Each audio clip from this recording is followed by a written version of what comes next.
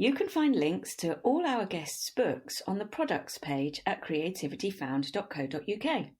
Just visit creativityfound.co.uk/products and books.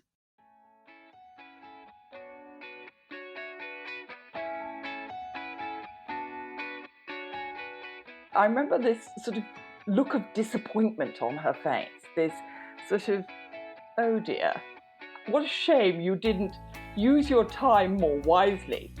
And I guess the expression on her face was such that it stuck with me. And I took that poem back and I studied it for several weeks thereafter, and it stayed with me all my life. I did a lot of work in various different centres. So I worked, for instance, with children that were at risk of child abuse, and I worked with all sorts of different age groups in different sort of settings. But I did feel very much lacking in confidence when I started out, and his reaction and other people's reaction really helped push that forward. We've been banned off Google, Amazon, Facebook's let the occasional one through, but really they ban me as well, because this is deemed political. His fellow felines in their heart knew Crump was not that smart, but he had a strength that they admired, and he wasn't afraid to say, "You're fired!" Hi, I'm Claire, founder of Creativity Found, a community for creative learners and educators, connecting adults who want to find a creative outlet with the artists and crafters who can help them do so with workshops, courses, online events and kits.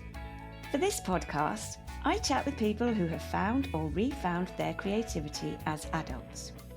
We explore their childhood experiences of the arts, discuss how they came to the artistic practices they now love, and consider the barriers they may have experienced between the two. We'll also explore what it is that people value and gain from their newfound artistic pursuits, and how their creative lives enrich their practical, necessary, everyday lives. For this episode, I'm speaking with Anna Lussenburg, who trained as a nanny and has worked as a super nanny in Canada for a number of years. Nowadays, Anna uses the observational skills that play such an important role in her work with children and parents to create characters and to comment on modern-day political and social issues in a humorous way. Hi Anna, how are you? Hi Claire, thanks very much for having me on your podcast. I'm looking forward to chatting with you. You're welcome. You have had a very successful career as a super nanny, which we will hear more about later.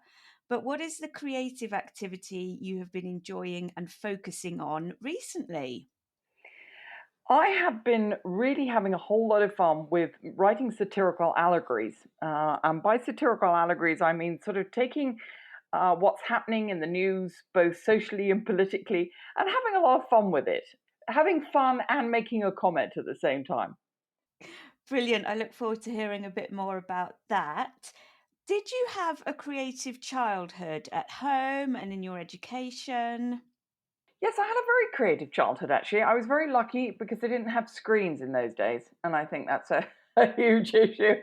I used to turn the back of a sofa into being a horse, and no, I had a great imagination. And in fact, one of my relatives was an archdeacon of London, and I remember as a little girl, apparently he was in his regalia in the church and in St. Paul's, I think. And I ran up the centre aisle of St. Paul's shouting, "There's God." So, and I remember my aunt after the event, I don't remember this, but my mother does. Apparently my aunt after the event said, "That child's got a wonderful imagination. Please don't squash it." So that was really quite cute. But no, I had a lovely old-fashioned UK childhood in the respect I lived in a little British village not far from Sherborne in Dorset. And it was lovely, actually. It was really, when you think about an English village, it's exactly the kind of childhood I had. I went everywhere. I went under bridges and climbed trees and had a lovely childhood. Yeah, brilliant. What about your school life? Well, my school life was, my academic life was singularly unimpressive, or should I say that I perhaps was singularly unimpressive when it comes to my actual academic abilities that I showed in school. I didn't actually do very well in school. I didn't like school very much. I was particularly bored by many of the studies they had on offer. I went to a public school that was very much like Hogwarts. It was an interesting education. I mean, I think they perhaps went too far in one direction in the respect that I think, if you compare that with a lot of schools nowadays, you go from one extreme to the other. So we were doing a lot of fording rivers at 7 o'clock in the morning and things designed obviously to build resilience. We actually had a situation where they would have less room for breakfast. We had, I don't know, 450 students or something like that, girls in the school, and they wouldn't put out quite 450 breakfast spaces. So there was almost a competition to sort of get breakfast. And if you didn't arrive, you didn't get a spot. And so this was, it was an unusual. I wouldn't. I'm not sure I would send my kids now to that setup. I think it was an interesting upbringing, I'll have to say that. But from an academic standpoint, I didn't really take to it. And I really got interested in things much later on in life. So I kind of was a bit of a flop. I did actually do quite well at English literature. Probably the only reason I did well at that was because, you do Shakespeare and Macbeth and all those other plays. I loved the words. The words really did something for me, and I really enjoyed that. And even to this day, I still remember pretty much all of it. Not quite, but close. And that has stayed with me. It's quite interesting, actually. At one point, my parents were looking for the right kind of school for me, and they took me to this very sort of free-flowing school. It was a bit hippie-ish, and I remember being, quite surprised. And I think my parents were quite surprised and thought, no way, there's no way we're going to send it here. My parents had a meeting with the principal of the school, or the headmistress, and she came out and she gave me a poem to read while I was sitting waiting for my mum and dad. And I remember the poem, and it was Ozymandias by P.B. Shelley. King of kings, look upon my work, ye mighty in despair. It was a wonderful poem. And I remember being told to look at this. And of course, I was bored and didn't really look at it. And when the headmistress came out, she had a bunch of questions. And I wasn't able to answer any of them because I hadn't really even looked at it. And so I remember this sort of look of disappointment on her face, this sort of, oh dear, what a shame you didn't use your time more wisely. And I guess the expression on her face was such that it stuck with me. And I took that poem back and I studied it for several weeks thereafter, and it stayed with me all my life. I loved that poem. It's because I think of that expression she had on her face. You could have used your time so much more wisely. Interesting that still sticks with you. It still sticks with me. Yeah. So after this perhaps not shining education. That's not shining education. What was the plan for after school? Was there a plan? And if there was, did it come to fruition?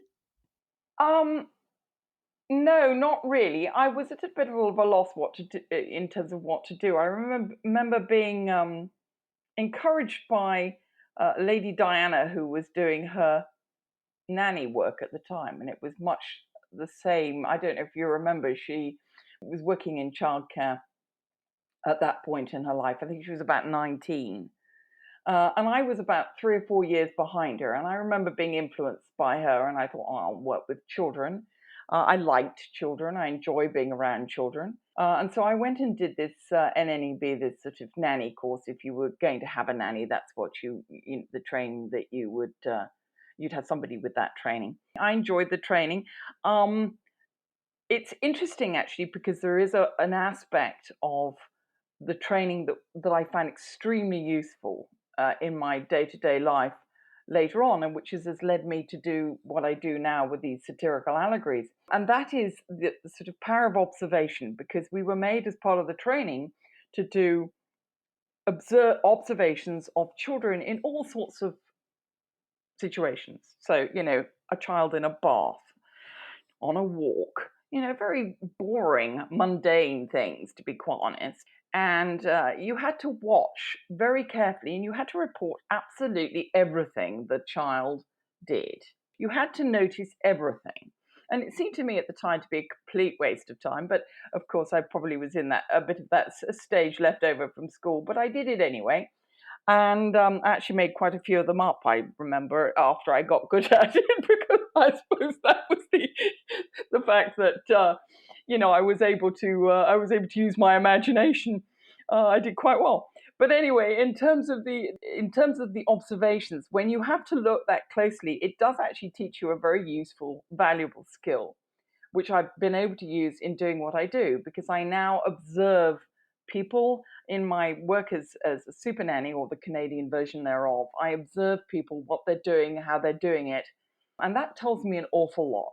So I'm able to get a really good idea of what's happening in a family just by not only watching people, but listening to exactly what they're saying, and what the message is behind the words, what the message is behind the actions. So, can you explain to me what a super nanny is? What's the difference between a super nanny and a nanny? Okay, the difference between a super nanny and a nanny. I started out my business. I did a lot of work in various different centres. So I worked, for instance, with children that were at risk of child abuse, and I worked with all sorts of different age groups in different sort of settings. So I took that experience, and then I opened my business, I think in about 2004, what it was, yeah, something like that. And I opened my sort of super nanny business. And I know you've got a super nanny in the UK. You've got Jo Frost. Well, she has the same training that I do. So what I do is I go into families, and I actually used to do this more physically before COVID. Obviously, COVID came along and kind of disrupted that a little bit. But I would go physically into families. I would watch what was going on. And I'd follow them around with my little black book, and I would basically make notes. And then at the end of the night, I would sit there and say, well, this is what's happening. This is what's going on. This is what's working well. And this is what isn't working. And from there, we would be able to make a plan about what to do and how to fix it. And I would go through the practicalities of, how do you stop temper tantrums, and how do you deal with picky eaters, for instance? Because a lot of parents end up being cafes for their children, because they're making one meal that'll work for one child and one meal that'll work for another. And before you know it, you're making 3 different meals. So how do we deal with picky eaters? How do we deal with bath time? How do we get them into bed? How do we get them to stay there? All the practical aspects of bringing up children. And that's what I do, is I basically now do it online. I basically sit with people, go through what's happening in their day. And I don't need very long, because I've been doing this so long now that I'm able to narrow down quite fast what is happening in a particular family. So it takes about 2 to 3 hours. And then we go through all the practicalities of how to fix that. And they get a plan, and Yeah. goes from there. Yeah. Is there an element of creativity in dealing with, or rather remedying, some of the situations? Yes and no. The thing with children, and I hate to say this because everybody likes to feel that they're unique, but really, we're human. And so, and we're a human animal, really. And when you do certain behaviors, or when you act out certain behaviors as a parent, you will get certain behaviors with your children. They will react in certain rather predictable, to be quite honest, ways. And so I'll quite often have parents come to me and say, well, this has never happened to anybody else. I say, well, actually, it's happened to an awful lot of people. So don't feel bad, because there are so many people in this boat. And I think we've been affected by media, in the respect that, it's very hard for parents these days. And COVID has only made it more difficult. So I help them through, and I'm somebody to talk to. And actually, I work with quite a lot of English parents as well. I work with parents all over the world. So it's not limited to where I can go physically. That is something that has been shown and made people more aware of because of COVID, that there are some quite easy ways to reach further afield than maybe we were doing before, if that can be one of the benefits of it, with plenty of negatives of it. So you've been doing this for quite a number of years now. How and when did you start writing your satirical poems? And can you tell me a bit more about the kind of characters you've created and the situations that you write about? Well, I started writing my poetry. Actually, there was quite an interesting evolution with that. I was going, at one point, I thought maybe I'll just upgrade. Before I started my nanny business, I thought maybe I'll go to school and I'll do teaching or I'll do something, you know. So I went and did my teaching degree. And that was interesting because I had to teach some history classes. This is part of the practicum you do the theory and the practicum. And the practical bit was having to teach in this particular setting that I was. There were sort of bored 14-year-olds, just like I'd been, in school. And this was a history class. And of course, I had no idea about Canadian history. You know, that wasn't really my thing. And I remember talking to the teacher, and the teacher said, well, teach something that you know. And I said, well, fine. I love English history because, you know, that's something that I had a fascination with. And so I thought, well, how do I make English history interesting for the sort of 14-year-old age group? Because I find it fascinating, but I'm sure a lot of 14-year-olds are going, don't really want to learn that. So I ended up putting the life and times of Henry VIII as an example to rap. I'll give you a verse if you're interested. It goes, from what I remember, it goes like this. It goes, it's 1547 and I'm getting old, but you must hear my story before I turn cold. I've had 6 wives, you see, from beginning to end, and done more things than that I should really defend. Catherine of Aragon was the first of the lot, a little too old and no sons in the pot. So I asked the Pope to rid me of the stone around my neck and marry me a wife that doesn't look like a wreck. Anyway, it goes on. But Amazing. so that was an example of how one would teach, you know, Henry VIII's life, and I got the whole class up doing it. They had a lot of fun. That was a sort of the beginning of my creative. I wrote some plays that I really had a lot of fun with, and I guess over time, as I watched what was going on and used my observational skills about what was happening in the world in general, with climate change, with all the things that we're going through right now, COVID, politicians, I started to look at what was happening across the board and make allegories, animal allegories of social and political issues.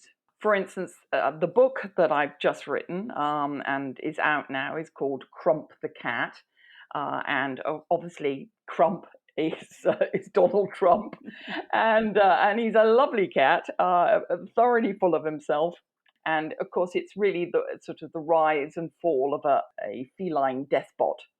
Crump the Cat is the one that's published, but I've got a whole whack of other ones, some of which you can see on YouTube. There's one called Bobo the Baboon, which details Boris Johnson's handling of the pandemic in the UK.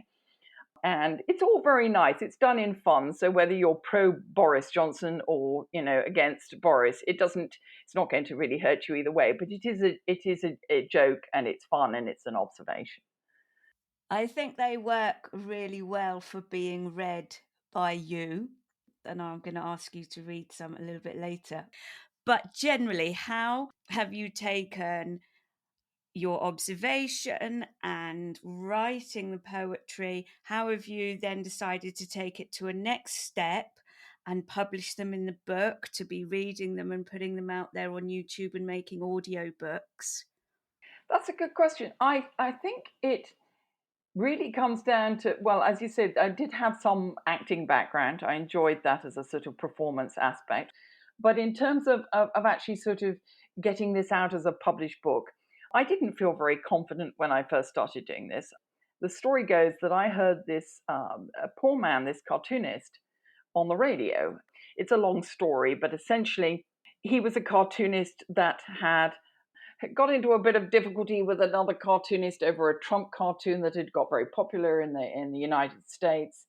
And there was a question as to why this other cartoonist, this Canadian cartoonist, had been fired for creating this cartoon, and they'd gone and hired the man that I heard on the radio, and he didn't actually know, and so he felt sort of somewhat maligned. And anyway, I heard this entire story on the news in Canada, and I thought, oh, here's a guy is a very, very good cartoonist, and I actually looked him up, and his work was excellent. And I thought, well, you know what, I'll send some of these audio poems to this cartoonist, because what these poems really need are good illustrations. And this guy had the most wonderful sense of humor. I mean, he really did. He had a fabulous sense of humor. So I sent him some of my poems, and he came back and he said, well, what have you done with all these? Have you stuck them in a closet? Because they're wonderful. And I was very excited, and I mean, he's nationally syndicated cartoonist, so I didn't think really he'd take any notice of me at all, but he did, and I was very excited. And I said, "Well, would you like to work on a book with me?" And he said, "Yeah, sure. That sounds like a plan." And so we worked on Crump the cat, and he was brilliant because he absolutely read my mind as to what I needed in terms of these allegories, and he came up and added things of his own, and his illustrations are just marvelous. So that was a lot of fun, and he was able to do extra things which were really brought another aspect to my work. So that was really great. Creativityfound.co.uk is the place to go to find workshops, courses, supplies, kits and books to help you get creative. So if you're looking for your own Creativity Found experience, go have a browse to see what's on offer so far. And if you can help adults to find their new creative passion, please get in touch on social media or through the contact details on the website.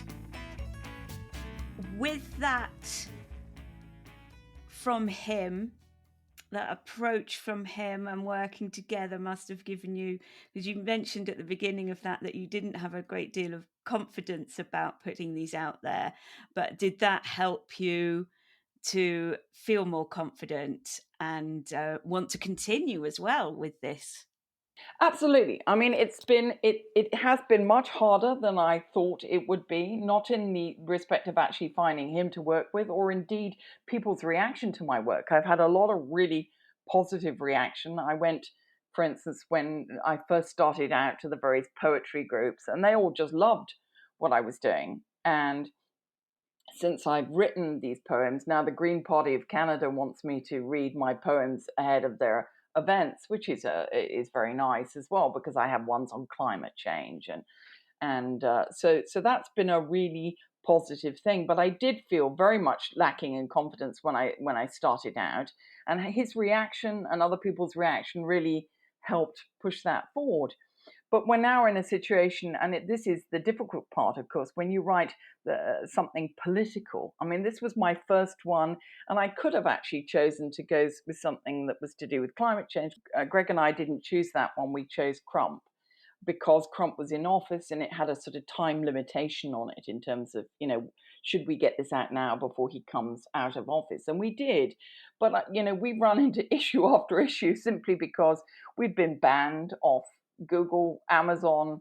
Facebook's let the occasional one through, but really they ban me as well, because this is deemed political. And the divisiveness in US politics at the moment is quite extreme, to the point where, when I have put up something on Facebook, the one or two that have sort of squeaked through, the response on Facebook by a lot of US Republicans has been, well, yikes is probably the only way to put it.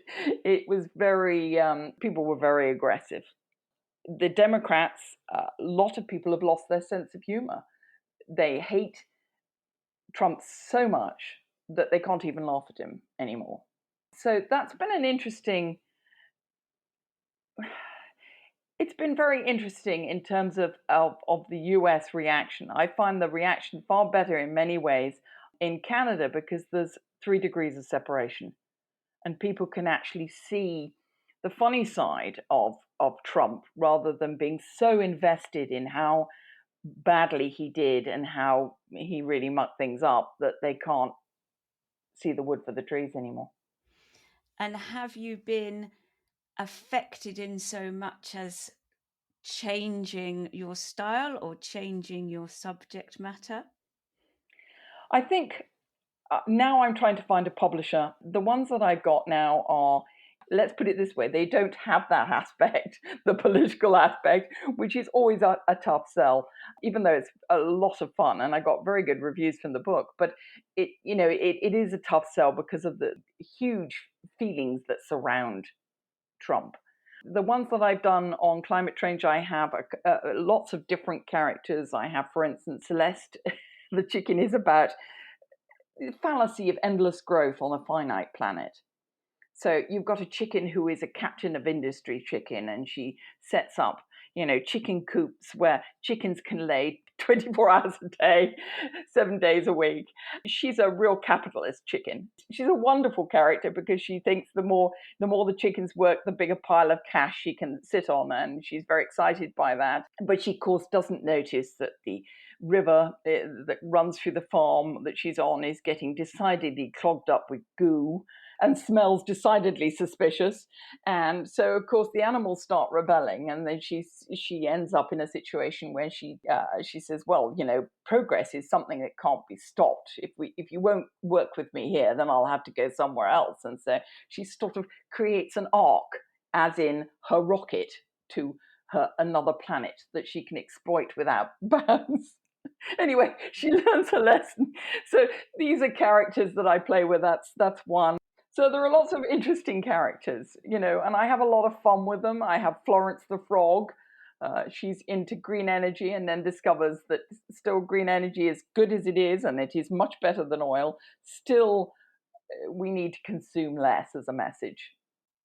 Yeah, it sounds like you have already a lot to say, and a lot more to say, a lot more that's going to keep coming out in the future. We've had a few snippets there as you've got along in conversation, which has been lovely, but I was hoping you'd like to read a slightly longer piece from one of your poems.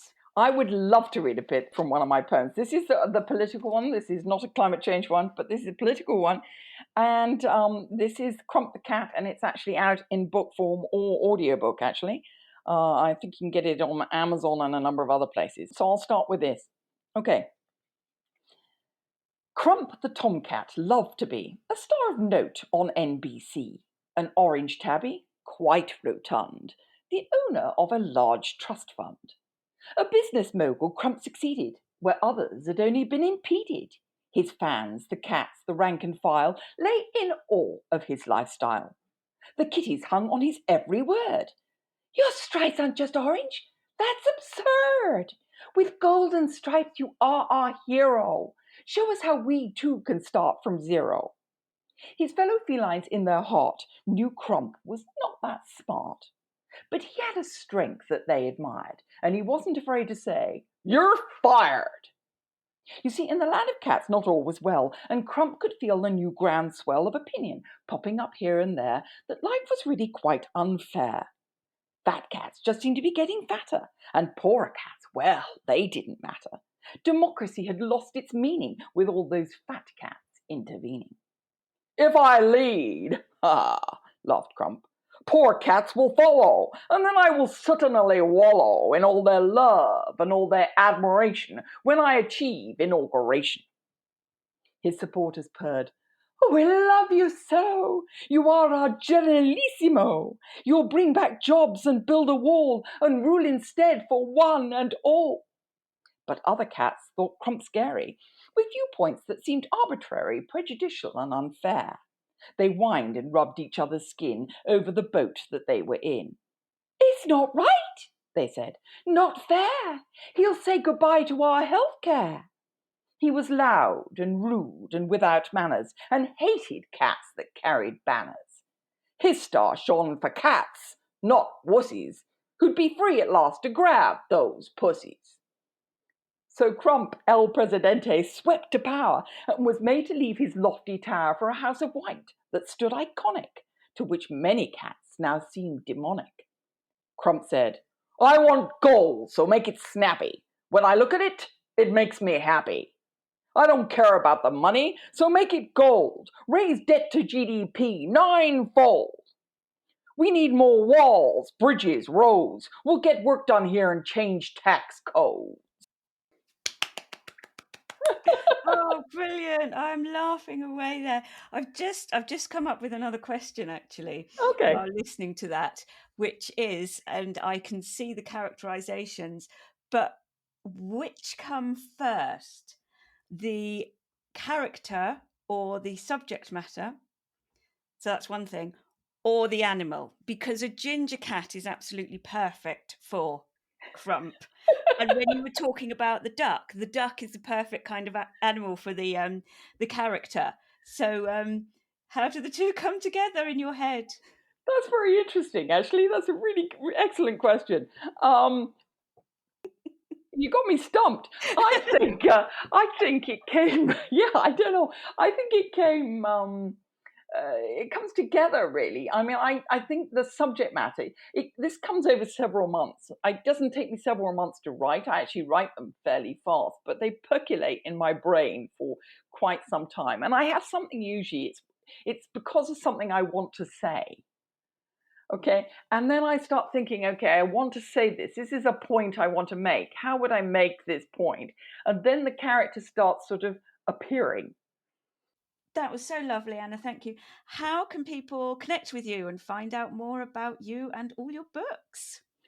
They can connect with me. I'd love to hear from people, actually. My website is probably the best place to go to see my work. I've got links to my YouTube videos there, although I'm going to have them done. My sons are filmmakers, so that really helps things. So I might get them to make a little film for me. But my website is www.annalussenburg. That's ANNALUSSENBURG.com. You can find out about my work there, and by all means, please contact me. I love to hear from people. I have a lot of fun. That's the bottom line. I have a lot of fun. I can tell.